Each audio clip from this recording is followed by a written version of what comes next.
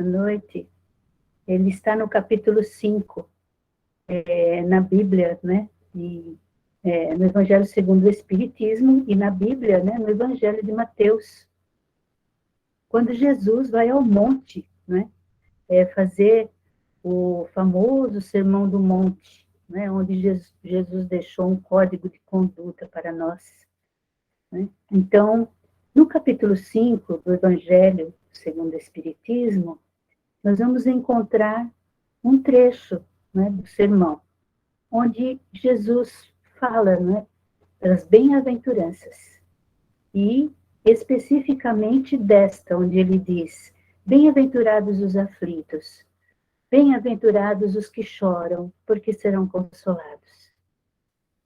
E aí, nós temos, assim, uma coisa interessante a respeito desse capítulo, né, do Evangelho, que é o maior capítulo do Evangelho segundo o Espiritismo. Né? Ele tem 31 itens nesse capítulo. E isso já vai demonstrando, né, para nós a nossa dificuldade em lidar. Todos nós, né, temos essa dificuldade para lidar com as nossas dificuldades, para enfrentar, não é, os nossos momentos de aflição, nossos momentos difíceis. Então, a doutrina espírita vem, né, com as mensagens dos espíritas nesse capítulo, para nos esclarecer a respeito, não é, das aflições. E a primeira questão, né, que nós sempre fazemos quando nós estamos passando por tribulações, aflitos, é assim: são justas essas aflições para nós? Né? E aí vem uma série de questionamentos que nós nos fazemos, né? Por que uns sofrem mais do que os outros na vida? Por que uns vivem na miséria e outros vivem na opulência?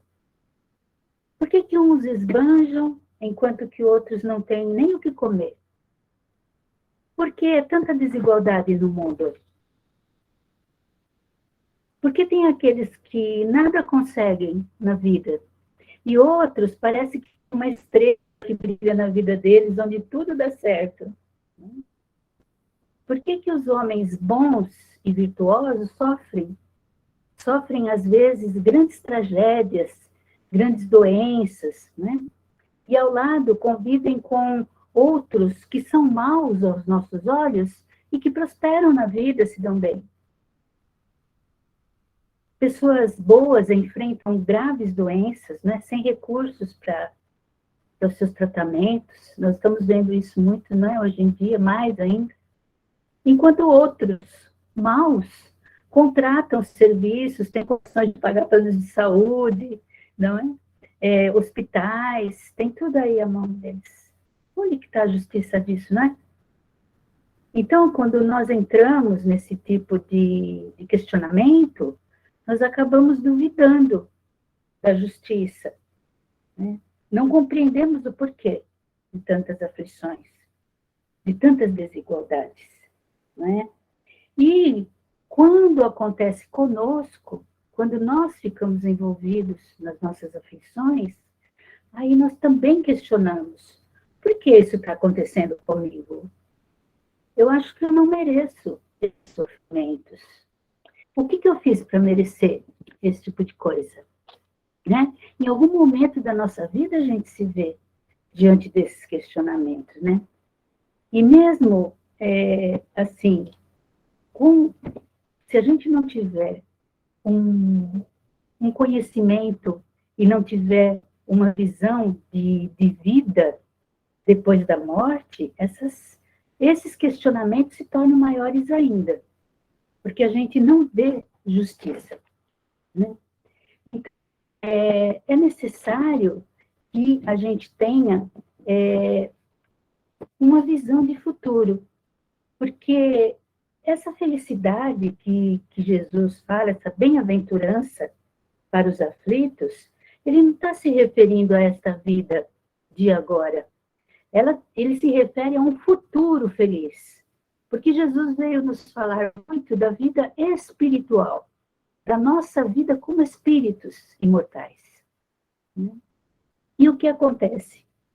Se nós não acreditamos na vida futura, se nós achamos que tudo acontece nesta vida só, que tudo acontece a partir do momento em que nós nascemos no nosso berço, e tudo acaba quando nós morremos e somos enterrados, então nada faz muito sentido. E aí a doutrina dos espíritos vem como um grande consolador para nós, porque os espíritos vêm nos enviar mensagens dizendo que a vida continua, né? E nós não acabamos ao morrer no túmulo, né? Que nós somos espíritos que vivemos num corpo, mas que a vida continua e nós temos várias vidas. Então, a partir daí, as coisas começam a fazer um pouco mais de sentido. Porque se eu acho que a vida é uma só, eu tenho que fazer tudo de uma vez, por que eu vou me esforçar? Por que eu vou querer melhorar? Então, quando Jesus veio e esteve entre nós encarnado, ele já veio se referir, né, a essa vida futura, a uma vida no futuro que nós teremos, onde nós seremos felizes, ao atravessarmos agora as nossas dores. Então, a necessidade da gente compreender a razão dessas dores. E quando nós questionamos se há justiça nos nossos sofrimentos, nós já vem a imagem daquele Deus, não é? Que nós temos. Então, nós já sabemos que quando Jesus veio, ele nos vem falar de um Deus que é um Pai, né? Porque até a vinda de Jesus se acreditou num Deus vingativo, num Deus que tinha lado, né? Que ele defendia uns e destruía outros. E Jesus vem para nos falar de um Deus que é um pai de amor, um pai que ama seus filhos, que é o bem deles, que não é um ser passional como nós, que às vezes está alegre, às vezes está triste, não é? Que tem as nossas emoções, os nossos sentimentos. Então, que Deus é a inteligência suprema, né? E que nos tem como filhos. Somos todos seus filhos, amados. E como é que um pai vai fazer mal para o filho? Então, se Deus permite que as dores, as aflições cheguem até nós, e Ele é todo amor, justiça e misericórdia, Ele não permitiria que essas dores chegassem até nós se elas não tivessem um propósito. Então, existe uma causa e um efeito, né? Existe uma razão para tudo aquilo que nós passamos nesta vida. Então, se nós encaramos a Terra como um local onde nós estamos aprendendo e onde nós estamos trabalhando para o nosso crescimento, com essa retaguarda divina, e Deus sempre nos amparando, nós passamos a ver as nossas dificuldades como oportunidades de crescimento, ao invés de vê-la como uma punição simplesmente e injustificada. Então, a fé no futuro e a fé num Deus criador, amoroso, ela vem nos consolar. E essa fé no futuro, de que as coisas não acabam, ela nos traz esse consolo.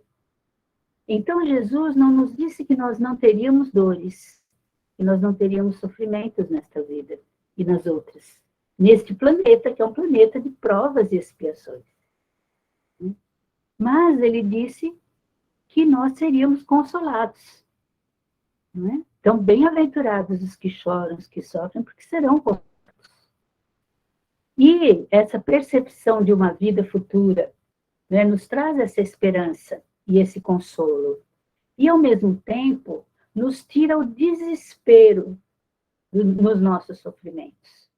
Quando nós perdemos na morte entes queridos, quando nós temos outras perdas que nós consideramos irremediáveis, com esse conhecimento e essa esperança num porvir, nós somos consolados, e aí acaba aquele desespero, né?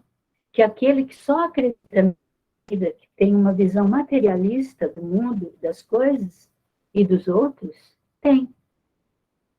Então, o nosso desespero termina. Essa é a grande consolação que Jesus nos trouxe. Né? Então, nós teremos dores, mas nós vamos encarar as nossas dores de uma outra maneira. Não é? Então, existem causas, né? Causas para as aflições, e essas causas, elas podem estar em dois momentos. Elas podem ser causas atuais ou causas passadas. Muitas vezes, todas as tribulações que nós temos, e nós acreditamos em outras vidas, nós colocamos culpa no passado. Então, eu devo ter feito alguma coisa muito ruim, estou pagando agora, não é? Então, aquele que parece bom agora, ele deve ter feito alguma coisa na outra vida para merecer isso, não é? Então, quando nós começamos a compreender melhor como nós nos desenvolvemos, como são os nossos comportamentos, como é a nossa conduta, nós vamos vendo, né, e como está lá no Evangelho, nesse capítulo, que muitas das causas de nossas aflições, de nossos problemas, estão nesta vida mesmo. Não são efeito de outras vidas, são por conta de nosso próprio comportamento, da nossa própria conduta, geralmente ligados a excessos, aos nossos excessos, porque nós cometemos muito excesso. Então, às vezes, nós desenvolvemos até doenças por conta desses excessos que nós cometemos. Às vezes, na alimentação, né? Ou comer demais. Às vezes é excesso e às vezes falta, não é? Às vezes comemos demais, às vezes não nos alimentamos bem, não comemos direito. Né? Os nossos vícios, que causam também muitos excessos. E o vício da comida pode até ser considerado também, né? Mas podemos desenvolver outros vícios, como fumar, como beber, né? Alcoólicos, ou ingerir drogas. Então, tudo isso vai causar em nós consequências. E nós vamos percebendo que tudo que nós fazemos tem uma consequência. E quando nós percebemos que aquilo que nós fazemos é que está causando um problema em nós, nós podemos mudar a nossa visão do sofrimento, porque muitas vezes a gente põe a culpa nos outros, daquilo que nos acontece, né? Ou pomos a culpa no passado, ou no presente, mas em outras pessoas que nos causam problemas, que nos causam dificuldades. Então, a doutrina espírita vai nos esclarecendo e dizendo para nós, olha, vocês têm que se perguntar o que vocês têm a ver com isso. Então, a gente deixar de colocar a culpa nos outros e olhar e ver qual é a nossa responsabilidade. Porque nós podemos escolher. Nós é que fazemos as escolhas para a nossa vida. Então, aquilo que nos acontece é o resultado do que nós mesmos fazemos com a nossa vida. Às vezes, a causa das aflições pode estar em outras vidas. Porque às vezes nós falamos, nossa, a gente vê uma pessoa sofrendo e uma pessoa que nós nunca vimos com uma conduta indevida, fazendo nada de ruim, uma pessoa bondosa, generosa. E a gente diz, puxa, mas por que esse sofrimento com uma pessoa tão boa, não é? Uma pessoa de bem, ou mesmo em nós, a gente tem alguma dor, não é? Algum problema seríssimo, e aí a gente não consegue identificar, nesse momento que nós estamos vivendo, a causa. E aí, então, nós vamos ver que em outras vidas, num outro tempo, num outro momento, nós fizemos alguém sofrer, nós causamos algum problema, algum dano, né, a alguém, porque já tivemos muitas vidas, né, já fizemos muitas coisas. E pelas nossas tendências agora, nós podemos imaginar o que fizemos no passado, em outras personalidades, em outras vidas. E aí, o que acontece? Nós vamos nos deparar com a lei física, né, da ciência, a lei de causa e efeito, a lei de ação e reação. Então, tudo aquilo que nós fizemos para o outro, nós vamos ter que, em algum momento, estar resgatando ou estar compensando aquela pessoa, né? Ou sofrendo aquilo que a pessoa sofreu por nossa causa, né? Para sentirmos e para aprendermos com aquele sofrimento, né? A não nos comprometermos novamente com algo parecido para o futuro. Então, essas duas causas, e quando nós começamos a compreender como isso funciona, nós vemos que Deus é todo misericordioso e que Ele não está fazendo isso para nos punir, mas nós estamos fazendo isso para aprender a como nós devemos agir, como deve ser a nossa conduta. E a partir daí, isso vai nos trazendo um alento, porque aí nós ficamos cientes de que nós não podemos mudar o nosso passado, mas nós podemos passar a semear coisas no nosso presente que vai nos trazer um futuro melhor. E essa é a grande consolação. E o fato dos que choram serem felizes no futuro é porque se eu estou chorando e passando por uma dificuldade hoje, atravessando uma aflição, é porque eu já estou consciente daquilo e posso aprender. Porque enquanto eu não estiver consciente daquilo que eu cometi, daquela falta, não vai ter sentido, eu não vou conseguir aproveitar a lição. Então, eu só vou conseguir aproveitar quando eu tiver compreensão de que isso acontece. E essa é o grande tema, né, a grande moral desse ensinamento de Jesus, dessa pequena frase que Jesus nos trouxe. Então, nós podemos, né, começar a partir de hoje, começar a lidar e nos tornarmos fortes para enfrentar as dificuldades.